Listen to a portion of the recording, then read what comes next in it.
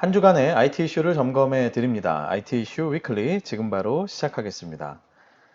네, 2020년 7월 20일입니다. 이번 한 주 장마 소식이 있죠, 그렇죠? 네, 다들 건강에 유의하시기 바랍니다. 저는 스타트업 전문 컨설팅사 디토 파트너스 그룹의 최유환입니다.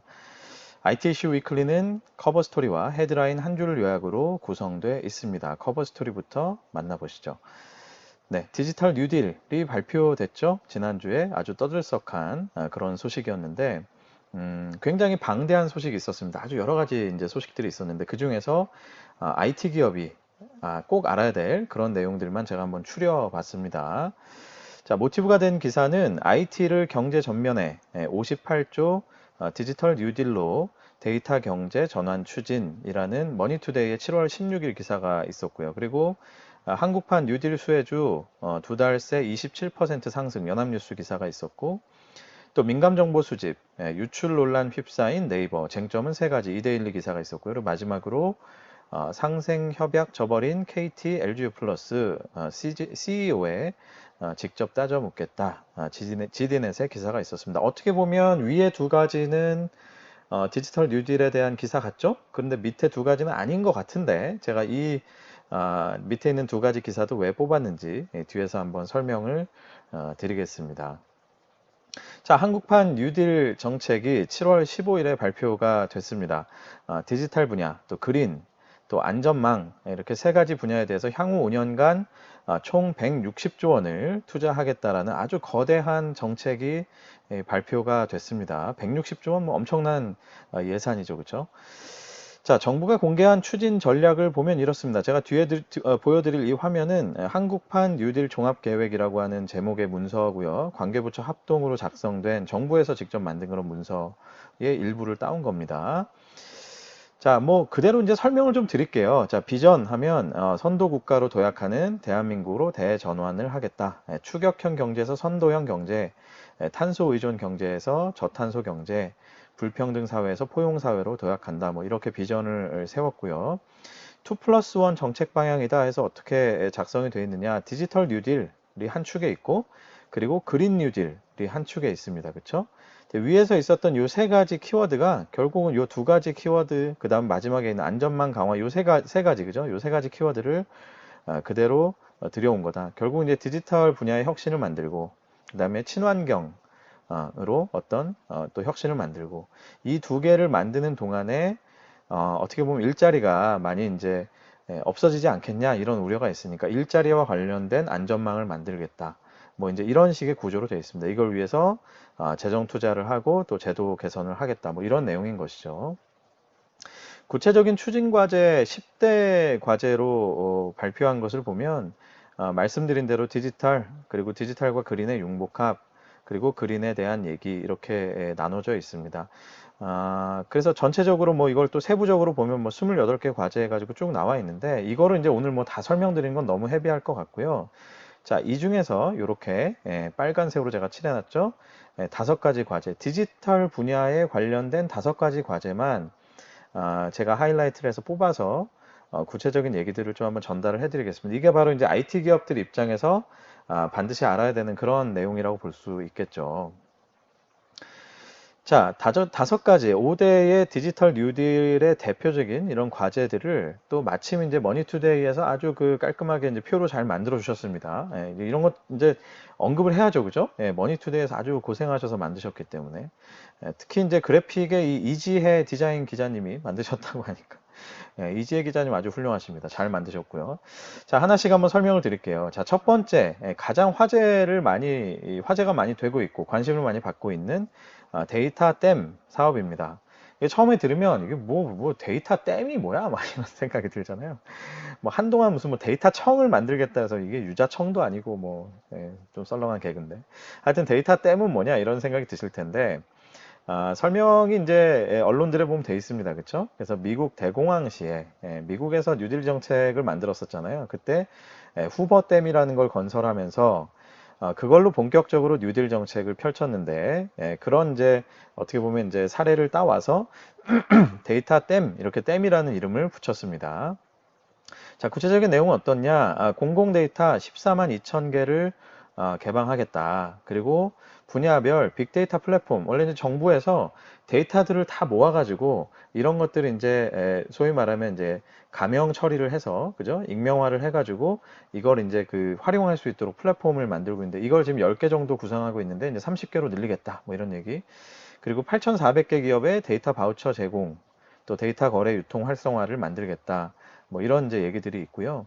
또 수요가 많고 기술적 구현이 가능한 AI에 대한 학습 데이터를 1,300개 종을 추가로 구축을 해서 관련된 일자리를 만들겠다, 이런 얘기입니다. 제일 첫 번째로 정부에서 데이터라는 것들을 언급한 만큼, 그만큼 디지털 혁신에 있어서 앞으로는 이제 4차 산업혁명 시대이기 때문에 이 데이터라는 거 없이는 뭔가를 할 수 없다라고 하는 공감대에서 시작이 된 것 같습니다. 그렇죠? 그래서 공공 데이터, 데이터 바우처 제공, 또 AI 학습 데이터에 대한 구축, 뭐 이런 것들이 주 내용으로 되어 있습니다.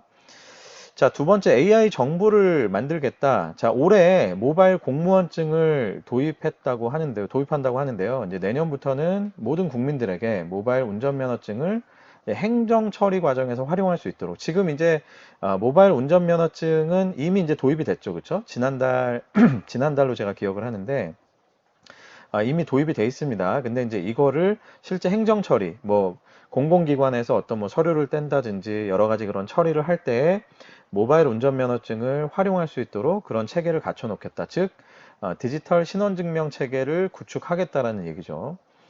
자, 그리고 국민 비서 서비스 이런 거를 만들겠다. 그래서 국민 개개인에게 필요한 민원 서비스를 적시에 알리고, 그리고 대화용으로, 그렇죠? 일종의 뭐 챗봇 같은 게 되겠죠. 그런 것들을 통해서 신청하고 처리할 수 있도록 그렇게 만들겠다.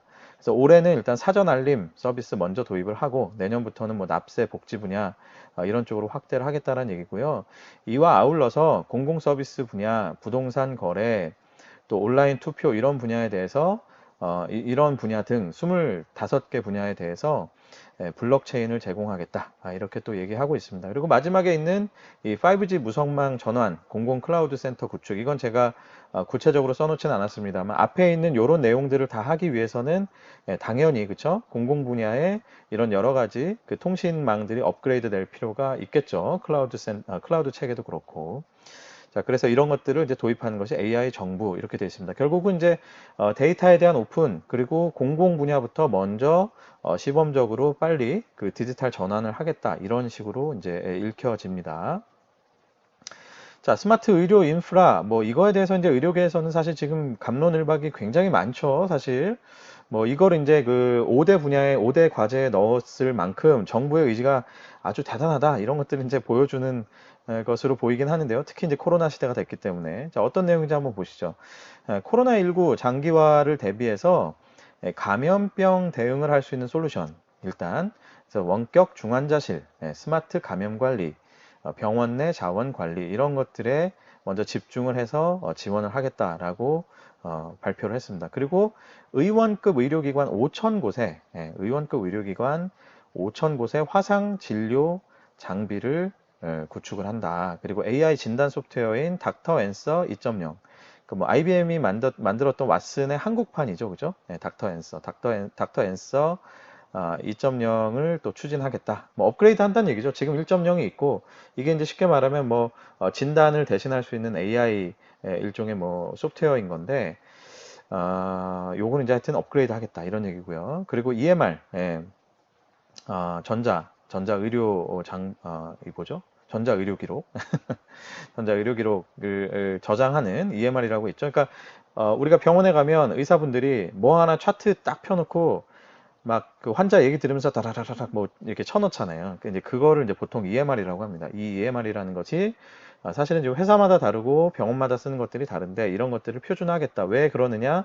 기본적으로 EMR이 환자가 와서 상담하는 내용, 처방한 약의 내용, 또 진행 경과 이런 것들을 다 넣게 돼 있는데, 또 진단한 내용, 뭐 예를 들면 엑스레이를 찍었으면 그런 것들이 다 이제 기록이 되는데, 그런 기록들이 지금 표준화가 되어 있지 않다 보니까 사실은 헬스케어 분야에서는 AI 같은 것들을 하고 싶어도 이 EMR 데이터가 표준화되어 있지 않기 때문에 할 수 있는 데 한계가 있거든요. 그래서 이 표준화를 지원하겠다라는 내용도 이번에 포함이 되어 있습니다. 자, 그리고 또 보건소에 모바일 헬스케어 제공을 하겠다. 그래서 모바일 앱으로 뭐 운동, 뭐 영양, 또 생활 습관 개선, 뭐 이런 건강 관리들을 지원하겠다라는 건데, 결국은 앞에서 제일 처음 보세요. 원격 중환자실, 스마트 감염 관리 쭉 해서 뭐 의료기관, 의원급 의료기관의 화상진료 장비, 그죠? 그 다음에 뭐 또 모바일 앱으로 보건소에서 뭐 헬스케어 제공. 자, 이게 다 뭡니까? 결국은 한마디로 얘기하면 다 그죠? 원격 진료죠. 원격 의료. 뭐 원격 진료, 원격 의료. 이런 것들이 다 포함이 되는 얘기죠. 그러니까 원격이라는 키워드가 결국은 스마트 의료 인프라에 사실은 요소요소에 다 숨어 있는 내용입니다. 그래서 사실 이번 정부에서 원격 의료에 대한 그런 아주 강한 의지를 이제 계속해서 보여주고 있는데 이번에 과제에도 역시 그런 것들이 다 드러나 있다라고 보시면 되겠습니다.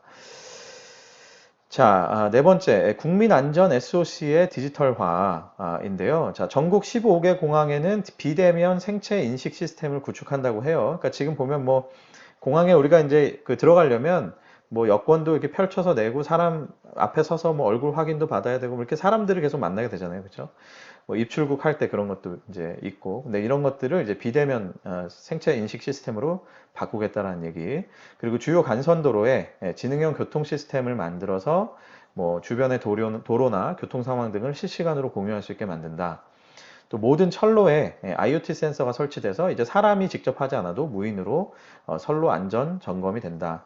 또 국가 하천 배수 시설에는 자동 원격 제어 시스템을 넣고 그다음에 국가 하천의 전 구간, 뭐 3,600km에 달하는 전 구간이라고 해요. 이 전 구간에 하천 관리용 CCTV를 설치하고 또 재해에 대한 조기 경보 시스템을 설치하겠다. 이런 내용도 있습니다. 자, 그리고 이제 다섯 번째, 디지털 트윈에 대한 내용인데요. 전국의 3차원 지도를 작성을 하고 지하 공간 통합 지도, 뭐 지하 공동구, 뭐 이런 것들에 대한 지능형 관리 시스템을 만들겠다라는 거고, 또 뭐 자율주행차도 그렇고 디지털 트윈 자체가 뭐 일종의 이제 뭐 일종의 아바타 같은 거죠. 그죠? 현실에 있는 예를 들면 공장이 있다 그러면 그 공장의 모양을 거의 그대로 이제 화면에 딱 만들어 놓은 거예요. 그러면 실제로 이 공장에 있는 뭐 여기에 있는 어떤 기계를 내가 돌리겠다, 멈추겠다 하면 컴퓨터 화면에서 그대로 그렇게 온 앤 오프를 하면은 실제 기계가 그렇게 움직이는 뭐 이런 식의 시스템이 디지털 트윈이죠. 그죠? 이 현실에 있는 것과 그대로 쌍둥이처럼 만들어 놓고 제어하고 관리하는. 근데 그런 것들을 위해서는 어떻습니까? 아무래도 지도라는 것들이 굉장히 중요해지겠죠. 그리고 또 이것뿐만 아니라 뭐 자율주행차를 위해서도 굉장히 중요한 부분이고요. 그래서 이런 어떤 인프라의 성격에 있는, 그러니까 디지털 트윈을 위해서 필요한 인프라 성격의 여러 가지들을 구축을 하겠다라는 얘기입니다. 뭐 그 외에도 스마트 시티, 뭐 스마트 산업단지 이런 것들도 확대를 하겠다라고 하고요. 뭐 블록체인이나 빅데이터를 이용해서 물류 인프라를 디지털화하는 것도 추진을 한다라고 발표를 했습니다. 자, 어떻습니까? 사실 오늘 이제 전해드릴 내용은 여기까지이긴 한데, 뭐, 이제 실제로 우리한테 얻는 레슨은 좀 따로 있겠죠. 그쵸?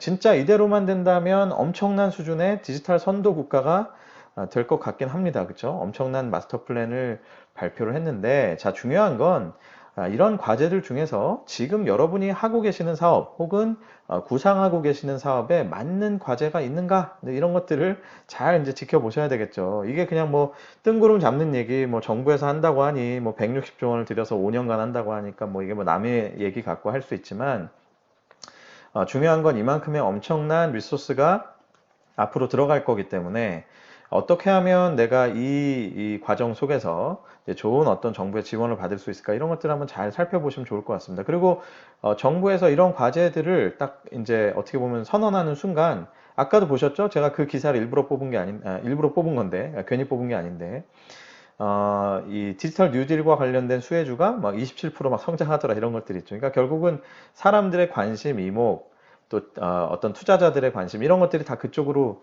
쏠리게 돼 있는 것이죠. 그렇기 때문에 자, 이 내용들을 다시 한번 잘 보시면서요. 이 방송이니까 뭐 돌려보실 수 있잖아요. 다시 한번 잘 보시면서 자, 내가 하고 있는 것에 얼마나 이게 잘 부합이 되는가 한번 판단해 보실 필요가 있겠습니다. 자, 160조 원, 그죠? 그리고 특히 디지털 분야에는 58조 원이라는 돈이 이제 투자가 된다고 하는데요. 이런 돈들은 실제로 다양한 형태의 정부 과제가 개시가 되거나, 그렇죠? 과제가 이제 실제로 던져지거나 아니면 모태펀드 이런 것들을 통해서 실제 58조라는 돈이 이제 지원이 될 겁니다. 그렇기 때문에 지금 이렇게 미리 보시면서 준비를 하셨다가 지원을 잘 받으시면 좋겠다 이런 생각이 듭니다. 자, 물론 중요한 게 있습니다. 정부에서 발표를 하면 어떤 분들은 좀 이렇게 시니컬한 분들이 계시죠. 이거 뭐 정권 바뀌면 또 뭐 흔들리고 뭐 그쵸? 예, 뭐 정책은 뭐 말이 좋아 이렇게 하지 뭐 실제로 이렇게 되겠어 이런 그 반응들을 보시는 분들이 계세요. 그리고 그런 어떤 뭐랄까요? 좀 하여튼 시니컬한 반응들을 보이면서 이런 정부 정책의 발표나 이런 것들을 조금 등한시하시는 분들이 계시는데 뭐 실제로 그럴 수 있습니다. 그리고 용두삼이 된 적도 많이 있고요.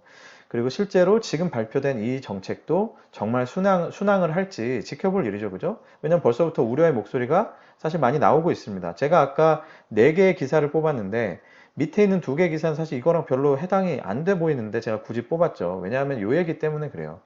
이미 이제 정부에서는 160조 원이라는 거를 발표를 뭐 짠하고 아주 멋있게 했는데 한쪽에서는 어떻습니까? 아주 현실이죠, 그죠? 예, 이거는 아주 뭐 멋있는 미래 얘기고 실제 현실은 어때요? 쿠팡이 휴대폰을 팔기 시작하니까 대리점들이 막 들고 일어났죠, 그죠? KT, LG, U+, 막 사장 나와 막 이러고 막 상생하자더니 막 배신 때리고 말이야, 막 이런 이제 반응을 보이고 있는 거죠.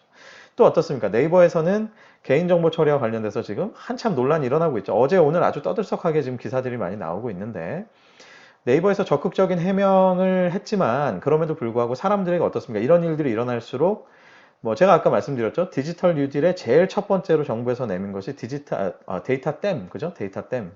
말이 얼마나 멋있습니까? 데이터를 막 댐으로 만들어가지고 그냥 막 쫙 제공하겠다 이런 건데. 근데 그런 것 자체가 이런 식의 아주 현실적으로 일어나는 뭐 크고 작은 일들에 의해서 사실은 사람들은 굉장한 뭐 두려움이나 또 반발감을 가질 수 있다. 근데 그런 것들에 의해서 이런 정책이 또 어떻게 변화될지는 사실 잘 모를 일이죠. 물론 뭐 정권의 변화도 큰 변화일 것이고요.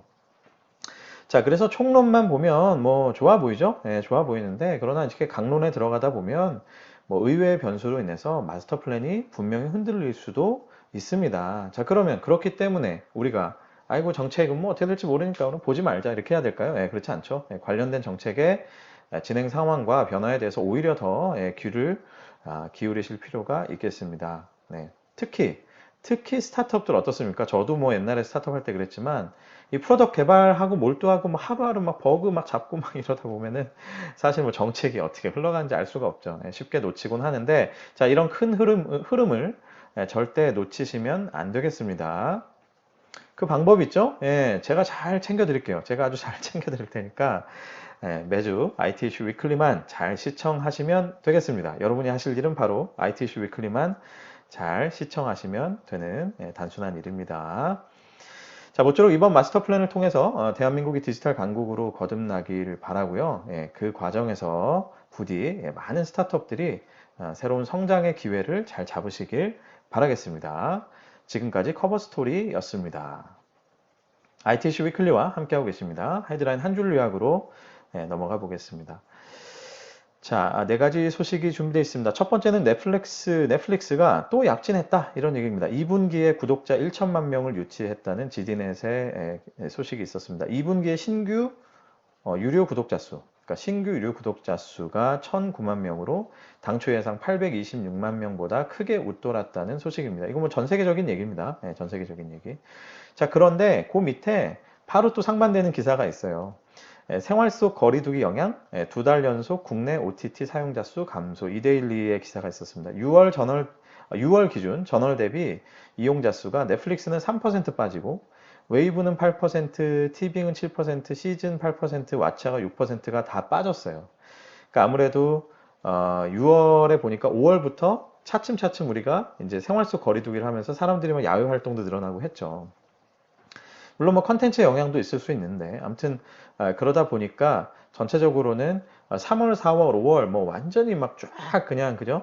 엄청난 그 곡선을 그리던 OTT 서비스들이 약간은 좀 주춤한다 이런 소식입니다. 사실은 1번에 전해드린 넷플릭스 기사 안에 실제로 이 내용이 또 있어요. 그래서 전 세계적으로 5월 이후 6월 정도 들어서면서 조금 둔화되는 모습이 있기 때문에 넷플릭스가 3분기에 대한 실적 예상은 조금 보수적으로 잡는 이런 모습을 보이고 있습니다. 그러나 중요한 것은 실제로는 이게 분기별로 왔다 갔다 하는 희비가 약간 있을 수 있지만 중요한 건 코로나로 인해서 굉장히 많은 사람들이 OTT 서비스라는 것들을 경험했고 글로 실제로 본격적으로 넘어오기 시작했다는 것이죠. 그래서 뭐 이걸 보면서 뭐 글쎄 뭐 코로나로 인해서 OTT가 좀 뜨더니 뭐 아닌가 봐 이렇게 판단할 건 아닌 것 같아요. 그렇죠? 네, 그런 것들을 좀 말씀드리고 싶었습니다.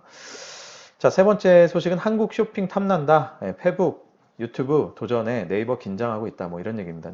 페이스북이 샵스라는 서비스를 이제 국내에 출시하겠다라고 발표를 했고, 뭐 인스타에는 지금 이제 베타로 들어가 있다라는 얘기도 있죠. 그리고 유튜브도 연내에 쇼핑 익스텐션이라는 서비스를 출시하겠다라고 발표를 했습니다. 아무래도 기존 플레이어들, 특히 뭐 네이버, 그리고 뭐 제가 보기에는 네이버뿐만 아니라 그죠? 뭐 쿠팡도 그렇고 11번가도 그렇고 많이 긴장들을 하실 것 같아요. 그렇죠? 자, 네 번째 논란의 틱톡. 국내에서도 개인정보 불법 수집에, 오늘 이렇게 발음이 제가 많이 꼬이네요. 개인정보 불법 수집에 억대 과징금을 먹었다라는 얘기입니다. 방통위가 정보통신망법 위반 혐의, 14세 미만의 정보를 동의 얻지 않고 수집한 거, 그 다음에 개인정보를 국외에 이전한 거, 이런 등등의 이유로 1억 8천만 원이라는 과징금을 부과했습니다. 틱톡은 좀 제가 보기에는 각국에서 지금 좀 문제가 있는데 공격을 많이 받고 있잖아요. 근데 실제로 웬만한 사업자는 막 성장을 하다 보면 이런 개인정보 관리 사실 잘 못해요. 뭐 그거 사실 맞거든요. 뭐 이렇게 뭐 예를 들면 약관에도 뭐 꼼꼼하게 다 체크하지 못해요. 너무 바쁘니까 막 성장하고 막 정신 없으니까. 근데 그렇게 성장을 해왔고 이제 이런 공격들을 받고 있다라고 하면 사실은 지금이라도 빨리빨리 움직여서 대응을 좀 해야 되는데 지금 이런 소식들이 각국에서 계속 들려오는 거 보면은 틱톡에 대응해도 분명히 문제가 좀 있긴 있습니다. 그렇죠? 네. 뭐 그럼에도 불구하고 또 사용성은 많이 줄지 않으니까 뭐 성장성이 꺾일 것 같지는 않은데 어쨌든 좀 이제 눈살을 찌푸리는 그런 이제 모습이긴 하죠. 또 왠지 좀 찜찜하기도 하고요. 그렇죠? 네, 오늘 소식 여기까지입니다. 유튜브와 페이스북과 그리고 애플 팟캐스트, 네이버 오디오 클립, 팟빵에서 디토 파트너스 그룹을 검색해 보십시오. 이게 채널명입니다. 그래서 검색해 보시면 구독하실 수 있고요. 좋아요, 뭐 알림 설정 많이 많이 부탁드립니다. 네, 한 주도 건강하시고요. 제가 말씀드렸죠. 코로나 다 물러날 때까지 우리의 인사는 늘 건강을 기원합니다. 네, 반드시 건강하시기 바라고 저도 건강한 모습으로 다음 주에 다시 찾아뵙도록 하겠습니다. 여러분 감사합니다.